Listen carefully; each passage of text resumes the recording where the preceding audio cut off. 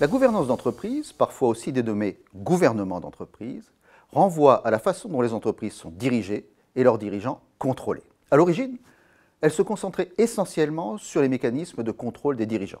En effet, ceux-ci sont la source principale des stratégies développées par les entreprises et de la performance ou création de valeur qu'elles pourront dégager pour leurs actionnaires. Or, jusqu'à la fin du XXe siècle, le contrôle exercé sur les dirigeants était pour le moins ténu, ce qui pouvait se traduire par des dérives au détriment de l'entreprise et de ses actionnaires. Dans la lignée de travaux universitaires, des codes de gouvernance, guides de meilleures pratiques, ont été publiés par des organismes professionnels comme l'AFEP-MEDEF en France, des bourses de valeur, voire traduits pour partie dans la loi pour s'assurer du comportement diligent des dirigeants envers leurs actionnaires.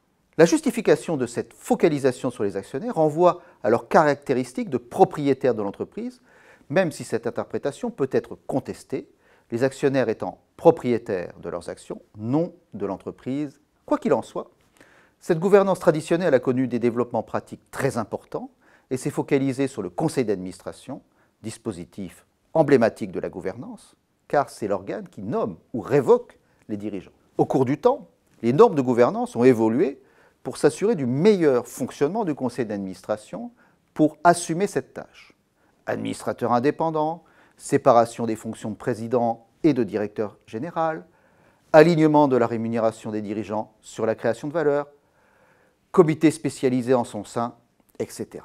Plus récemment, la conception de la gouvernance a évolué.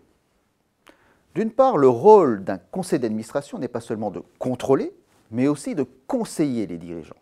Et à force d'insister sur le contrôle, une défiance pourrait s'installer, se traduisant par une transparence plus faible et, in fine, une performance plus faible. D'autre part, la focalisation sur les actionnaires a été âprement contestée et une ouverture sur les autres parties prenantes, ou stakeholders, est souvent revendiquée, même si elle reste timide dans les faits, avec par exemple en France, la présence de représentants des salariés dans les conseils d'administration des plus grandes entreprises. Enfin, d'autres mécanismes de gouvernance existent pour contourner, si besoin, le conseil d'administration, comme l'activisme actionnarial.